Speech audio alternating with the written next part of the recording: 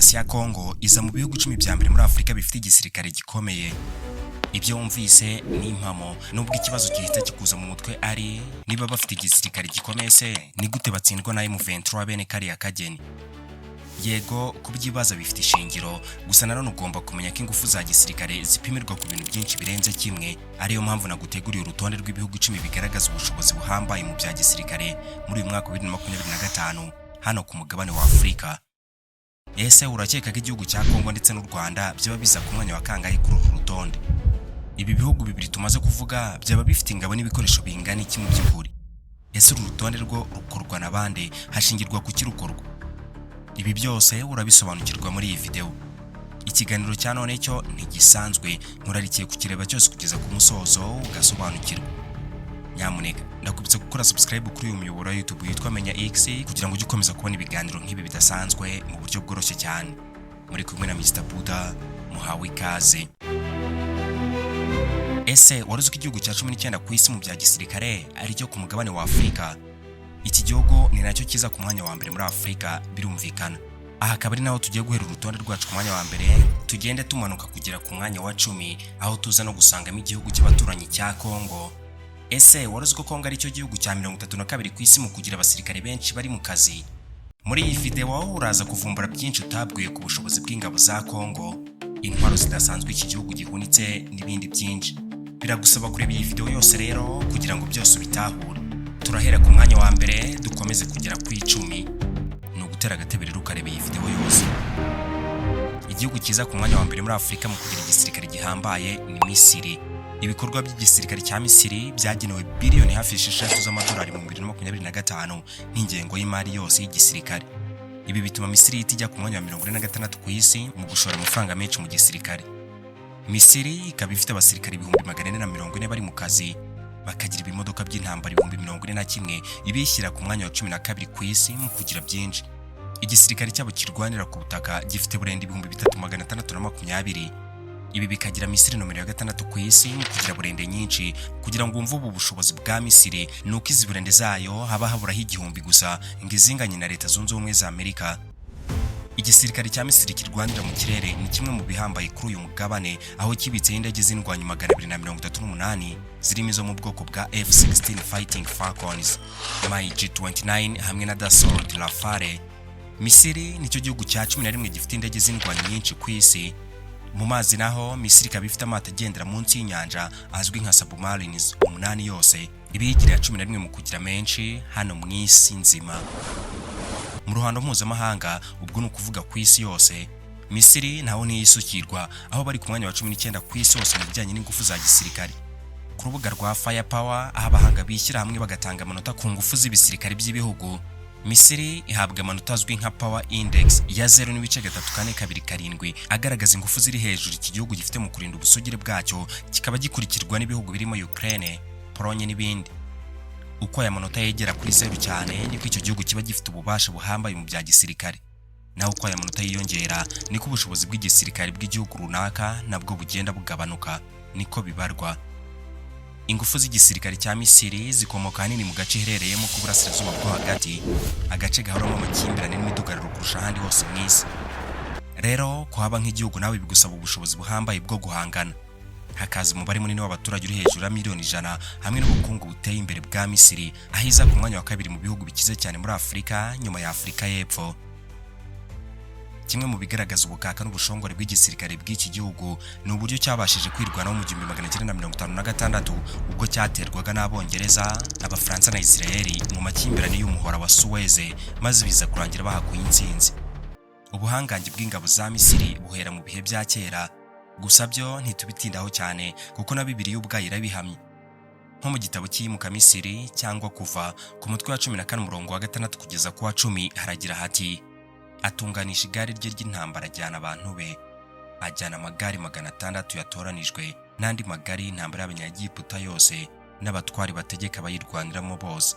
Uwiteka nangira umutima wa Farawo umwami wa Egiputa akurikira Abisiraheli, kuko Abisiraheli bari bavuye muri Egiputa bateza amaboko. Abanyagiputa babakurikirisha amafarashi n'amagare bya Farawo byose, n'abahetswe n'amafarashi be n'izindi ngabo ze zose babafatira babambye amahema ku nyanja iruhande rw'ipihahiroti imbere y'Barisefoni. Farawo abatuze, Abisiraheli bubura amaso babona Abanyegiputa bahuruye inyuma yabo baratinya cyane. Abisiraheli batakira Uwiteka. Ibaze, babonye ingabo za Misiri gusa bashya ubwoba. Nubwo inkuru ihindura igisobanuro uko ukomeza gusoma iki gitabo cy'iyimuka Misiri, cyane cyane iyo hajemo Mwuka Wera. Yewe na n'uyu munsi ingabo za Misiri ziracyari intarumikwa ku rugamba ku buryo zitapfa kwisukirwa n'uwari we wese ayihora iryamiye amajanja imbibi hati ibihugu nka Isiraheli bitayandagaza. Ubu bukaka bw'ingabo za Misiri rero nibwo butuma igumana ubushongore n'ubukaka ku mugabane wose wirabura mu ngufu za gisirikare. Ku mwanya wa kabiri hari igihugu cya mbere munini ku mugabane wose, kikaba na nimero ya mbere mu gushora akayabo mu gisirikare ku mugabane, Algeria. Muri uyu mwaka wa 2025 ingengo y'imari y'igisirikare ni biliyoni 25. Ibihita bishyira Algeria ku mwanya wa 21 ku rwego rw'isi mu gushora amafaranga menshi mu gisirikare, hamwe n'amanota ya Power Index angana na 0.3589.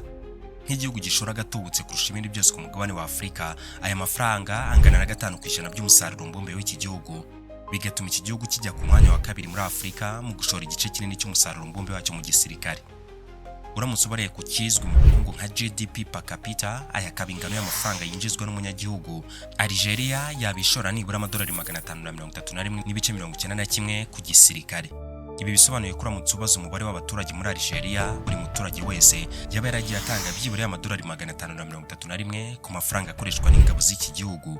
Reka mbyoroshye, ni ukuvuga ko iki gisirikare kiramutse gifashwa n'abaturage 100%, ubwo miliyoni 47 zituye iki gihugu, buri wese byajya bimusaba ko atanga amadolari 531 kugira ngo igisirikare cya Algeria gikore neza, ku ngengo y'imari ya biliyoni 25 z'amadolari. Aya akaba menshi hafi inshuro 5 zose ugereranyije n'ingengo y'imari y'u Rwanda yose, cyangwa budget. Iri ni igereranya hagati y'ingano y'amafaranga yinjizwa n'umuturage w'iki gihugu cya Algeria ndetse n'ingano y'amafaranga yose ashorwa mu gisirikare n'iki gihugu. Algeria ifite ingabo zigera ku 325 ziri mu kazi, zigakoresha ibimodoka by'intambara bigera ku 26 bidatobarwa n'amasasu, bakagira burenda 1485, hamwe n'igisirikare gikomeye kirwanira mu bya Kagoma gikoresha indege 12 z'indwanyi zirimo kabuhariwe Sukhoi S-30 ikorwa n'Abarusiya hamwe na MiG-29. Mu mazi Algeria ikaba ifite submarine 6 y'amato agendera munsi y'inyanja. Uretse kubiza ku mwanya wa kabiri muri Afurika, Algeria inaza ku mwanya wa 25 ku isi yose mu bijyanye n'ingufu za gisirikare hamwe n'amanota ya Power Index 0.3589. Ingufu z'igisirikare cya Algeria zituruka hanini ku hantu iherereye hamwe n'umutungo kamere ifite. Wibuke ko iki ari cyo gihugu kinini ku mugabane wose wa Afurika hamwe na miliyoni 47 z'abaturage. Ibi nabyo bikaba bigenderwaho cyane mu gupima ingufu za gisirikare. Turaza kubibona. Nyamuneka niba wakunze iyi video wayiha like, kora subscribe kuri iyi channel kugira ngo ujye ukomeza gukurikirana ibiganiro nk'ibi bidasanzwe mu buryo bworoshye cyane. Ku mwanya wa gatatu turahasanga igihugu gituwe cyane kurenza ibindi byose ku mugabane hamwe na miliyoni zirenga 230 z'abaturage. Igisirikare cyabo kiri mu bishorwamo amafaranga menshi muri Afurika yose, aho gifite ingengo y'imari ya miliyari 3 z'amadolari. Nigeria ikabiza ku mwanya wa kane muri Afurika ndetse no 59 ku isi mu gushora amafaranga menshi mu gisirikare. Iyi ni ingengo y'imari ikoreshwa n'igisirikare kigizwe n'ingabo 230, bakagira ibimodoka 8962 by'intambara hamwe n'indege 14 z'intambara zifashishwa n'igisirikare mu bikorwa binyuranye. Ingabo zo ku butaka kandi zibitse imbunda nyinshi ziremereye za artillery. Umubare munini w'abaturage hamwe n'ubutunzi kamere nka peteroli muri Nigeria ni bimwe mu bituma Nigeria bigihangange, ikaba ifite igisirikare cya mbere gikomeye mu gice cya Afurika y'Uburengerazuba upimiye ku bushobozi hamwe n'imyitozo abasirikare bahabwa. Nigeria iri ku mwanya wa 31 ku isi mu kugira igisirikare gikomeye hamwe n'amanota ya Power Index 0.5771. Ku mwanya wa kane turahasanga igihugu gikize cyane ku mugabane wose wirabura, Afurika y'Epfo, kikaba gifite igisirikare gifite ibikoresho biteye imbere cyane. Afurika y'Epfo ikoresha ingengo y'imari ya miliyari 3 z'amadolari, ibi bikayishyira ku mwanya wa gatandatu muri Afurika hamwe no 69 ku rwego rw'isi mu gushora amafaranga menshi mu gisirikare. Iki gihugu gifite ingabo ziri mu kazi 71,000. Igisirikare cyabo kikaba kizwi nka The South African National Defense Force, SANDF mu mpine. Iki gisirikare gifite ibimodoka by'intambara bidatoborwa n'amasasu 18,000 hamwe na burende 252 ziyongera ku ndege enye z'indwanyi zirimo indege kabuhariwe ku rugamba za Gripen hamwe na kajugujugu za Daniel Lufog. Byinshi mu bikoresho igisirikare cy'iki gihugu gikoresha bikorerwa imbere mu gihugu. Afurika y'Epfo ari kimwe mu bihugu bike byo muri Afurika byikorera intwaro. Bategura kandi imyitozo igezweho ari nayo ifasha igisirikare cy'iki gihugu kuguma mu bikomeye cyane kuri uyu mugabane. Ingufu z'igisirikare cya Afurika y'Epfo zitangira kwigaragaza mu bihe by'inkundura yo kwigenga kwa Afurika, aho bari barigaruriye ibice binini kandi bakabigumana mu gihe runaka. Aha twavuga nka Namibia, Zambia na Zimbabwe, aho Zambia yitwaga Rhodesia ya ruguru naho Zimbabwe ikitwa Rhodesia y'amajyepfo. Afurika y'Epfo kandi yashatse no kwigarurira Botswana, Swaziland na Lesotho, nubwo kuri ubu bihugu byose byigenga. Gusa ibi bikerekana ubukaka n'ubushongore bw'ingabo za Afurika y'Epfo. SANDF kuri uyu mugabane wose wirabura ni kimwe mu bihugu bishobora kuba byarakolonije ibindi hano muri Afurika mu bihe bya vuba. Ingabo z'iki gihugu kandi ni zimwe mu zitabiriye ubutumwa bwa MONUSCO bwo muri Congo guhera mu 2013. Ingabo za SANDF ni zimwe mu zarwanya inkundura mu 2013 mu gace ka Kibati ubwo leta ya Congo yari ihanganye n'umutwe wa M23. Ibi byanatumye umuryango w'abibumbye wongera ingabo muri iki gihugu zigizwe ahanini n'ingabo za Afurika y'Epfo. Icyo gihe M23 yaje no gutsindwa irahunga. Iyi brigade kandi yari igizwe n'ingabo za Tanzania ndetse na Malawi bagafatanya na Afurika y'Epfo mu guhashya umutwe wa M23. Na operasiyo yakoreshejwemo intwaro ziremereye za artillery zirashishwa kure, imodoka z'intambara zikomeye ziherekejwe n'indege z'intambara. Ibyagaragaje ubushobozi bw'ingabo za Afurika y'Epfo mu gukoresha amayeri mu ntambara ndetse no kuyashyira mu bikorwa, kuko byaje kurangira umutwe wa M23 usa nkaho ucitse intege burundu, abarwanyi babo bahungira mu bindi bihugu, nubwo nyuma baje kongera bakisuganya n'uyu munsi rukaba rukigeretse. Ibi ni bimwe mu bikorwa bya gisirikare byagiye bigaragaza ubushobozi bw'ingabo za Afurika y'Epfo ku ruhando rwa Afurika. Mu byerekeranye n'ingufu za gisirikare, Afurika y'Epfo iza ku mwanya wa 40 ku isi hamwe n'amanota ya Power Index angana na 0.6889. Mbere yuko tuza kugera ku gihugu cya Congo mu kanya tukareba ubushobozi n'ubukaka bwayo mu bya gisirikare, nyamuneka niba wakunze iyi video ntibagirwe kuyiha like, kora subscribe kuri iyi channel kugira ngo ujye ukomeza kubona ibiganiro nk'ibi bidasanzwe mu buryo bworoshye cyane.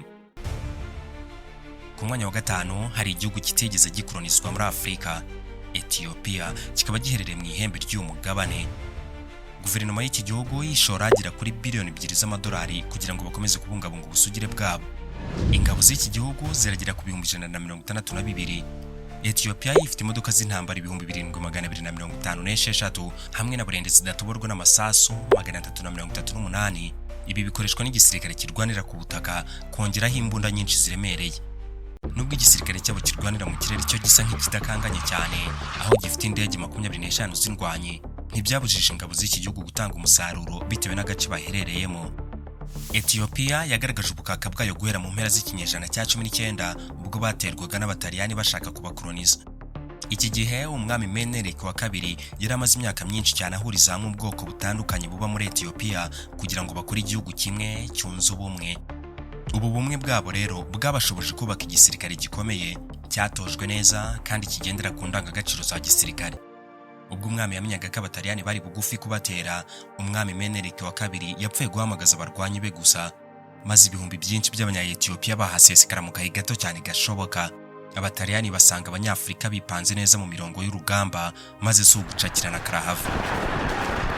Birumvikana abataliyani nibo bari bafite intwaro ziremereye kandi zigezweho kuri icyo gihe, ariko kubera gushyira hamwe no gukunda igihugu ndetse na tekinike z'imirwanire z'abanya-Ethiopia zabashoboje gutsinda urugamba, bahigika abakoloni batyo birangira badakolonijwe.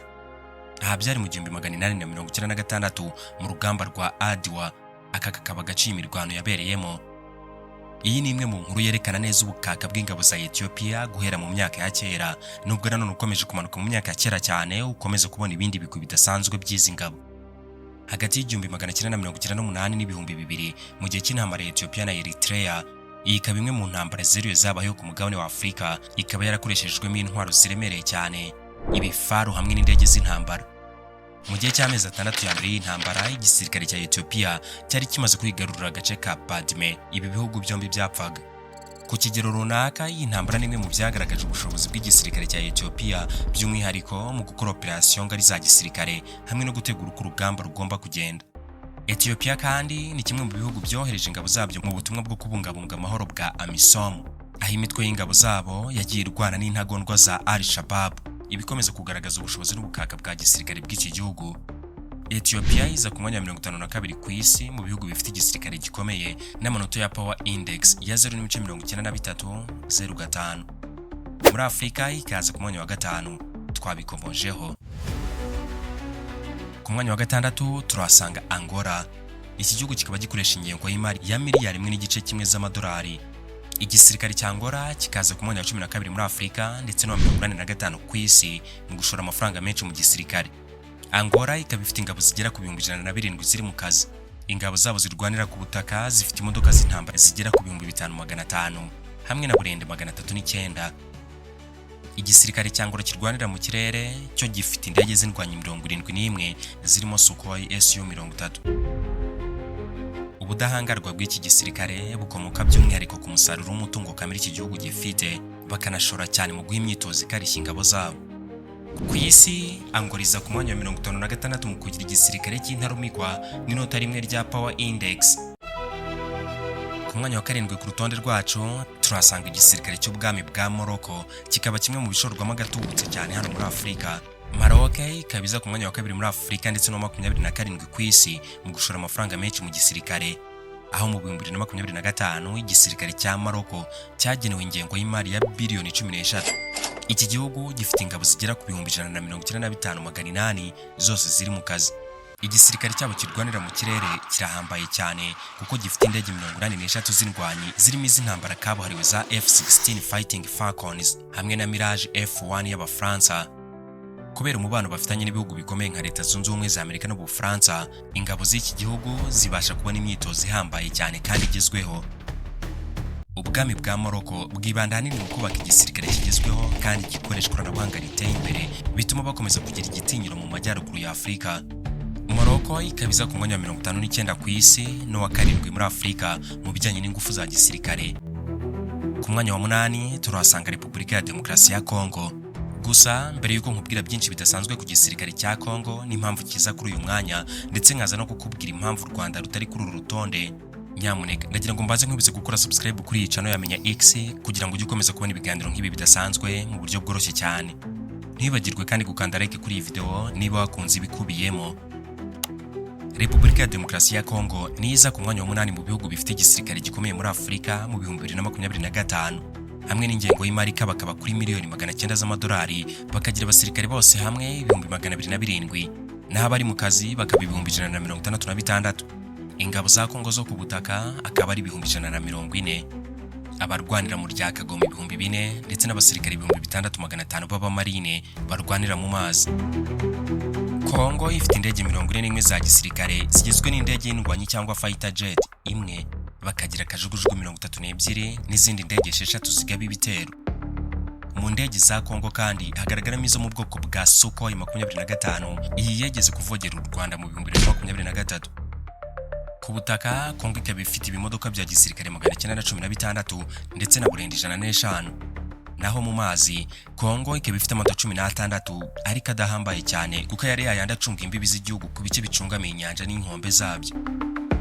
Nubwo ku rupapuro basa nk'abahagaze neza, igisirikare cy'iki gihugu kiracyagorwa no kubungabunga umutekano ku butaka bwabo, by'umwihariko mu gice cy'uburasirazuba ahabarizwa imitwe yitwaje intwari irimo ADF na M23 n'andi matsinda menshi y'abarwanyi barirwa mu magana abashakira amaramuko muri aya mashyamba ya Congo, ariko bakitwaza ingufu za gisirikare, ubushimusi n'irindi hohoterwa ryose ribangamira ikiremwa muntu.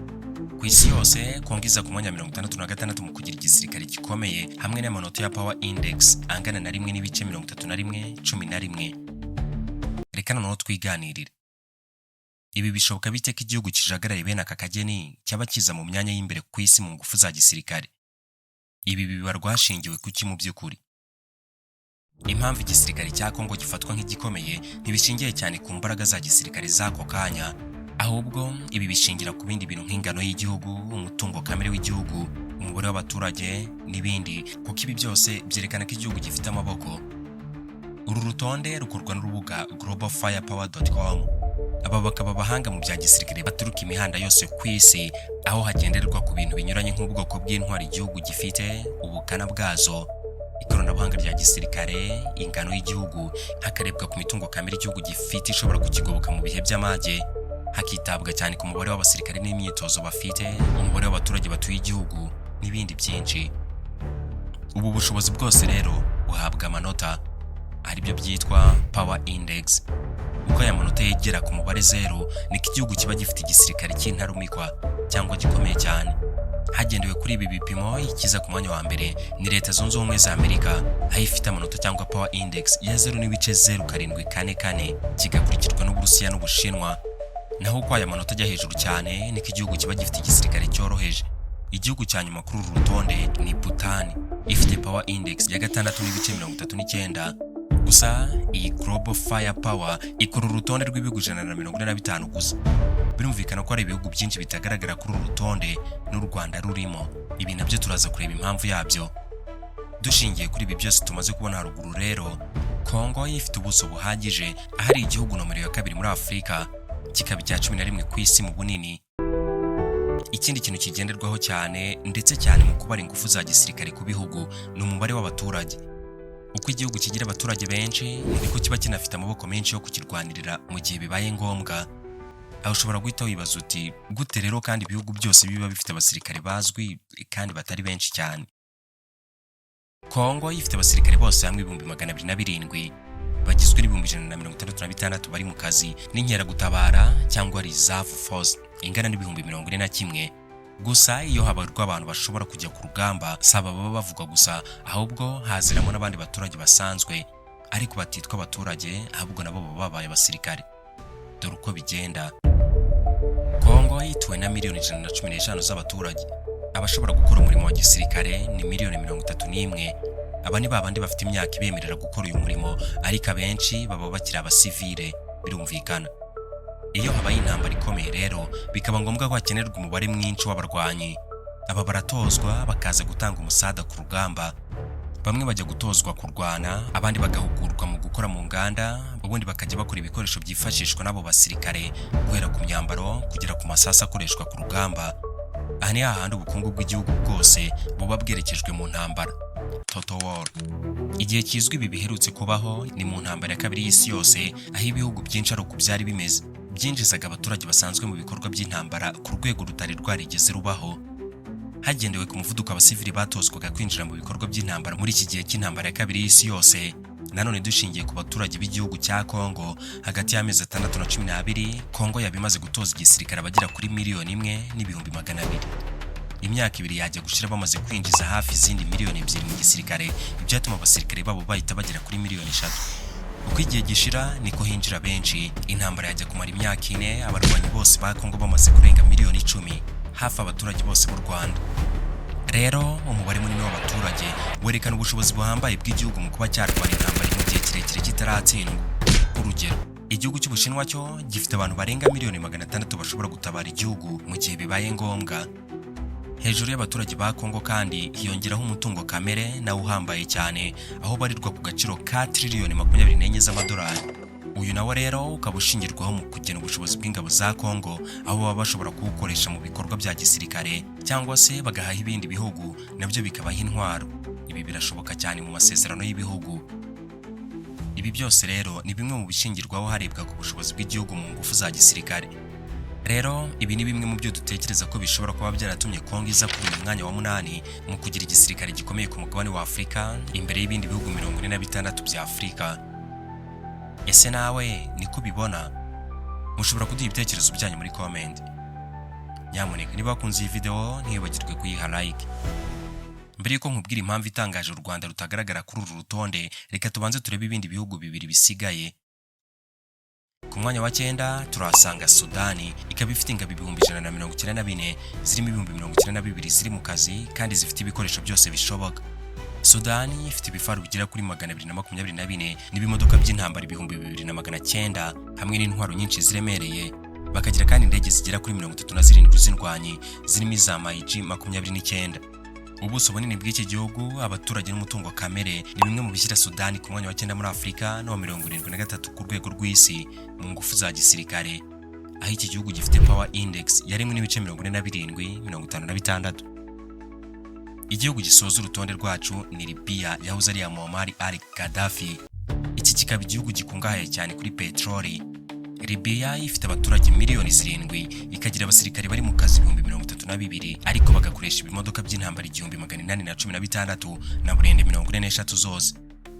Ku ndege bakaba bafite indege z'indwanyi cyangwa fighter jets 10.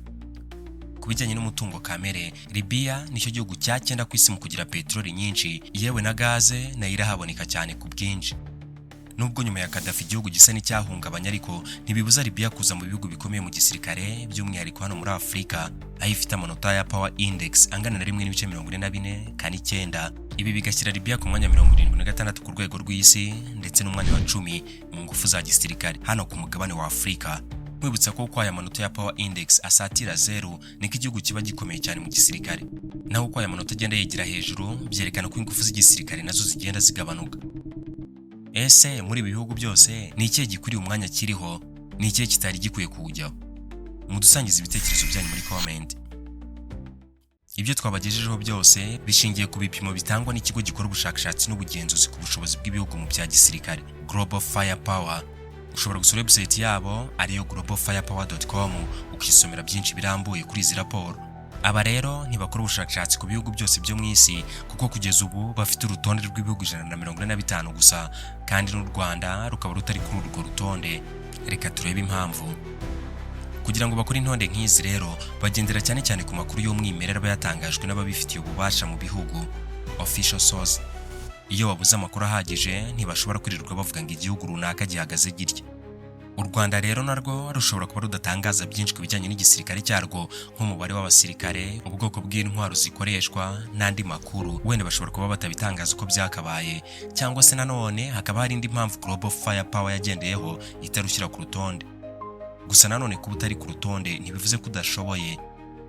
Ushaka kumenya byinshi ku bwirinzi bw'u Rwanda buburizamo ibisasu bujya kumera nka Iron Dome ya Israel, wareba iyi video twabikozeho. Nanone kandi Global Firepower ishobora kwibanda cyane ku bihugu bisa nk'aho ari binini ku ruhando mpuzamahanga, byaba ari mu buso, umubare w'abaturage ugendana n'umubare w'ingabo, ubushobozi ku nganda z'imbere mu gihugu, kandi ibi byose nibyo bishobora kurangira u Rwanda rutisanzemo, hakiyongeraho kubura ko amakuru yuzuye bikaba ibindi. Uru rutonde rwa Global Firepower rugaragaraho ibihugu 38 bya Afurika, bikaba 145 ku isi. Ese wowe haba hari indi mpamvu utekereza ko yatumye u Rwanda rutaza kuri uru rutonde? Nyamuneka niba uri mushya ntibagirwe gukora subscribe kuri channel ya Menya X kugira ngo ujye ukomeza gukurikirana ibiganiro nk'ibi bidasanzwe mu buryo bworoshye cyane. Ushaka gukomeza gusobanukirwa, wareba iyi video iri kuri screen yawe nonaha. Njyewe nitwa Mr Buddha. Nizere ko tugiye gukomezanya mu yindi video ikurikiraho, nayo ni nziza cyane ndabizura yikunda. Duhurire.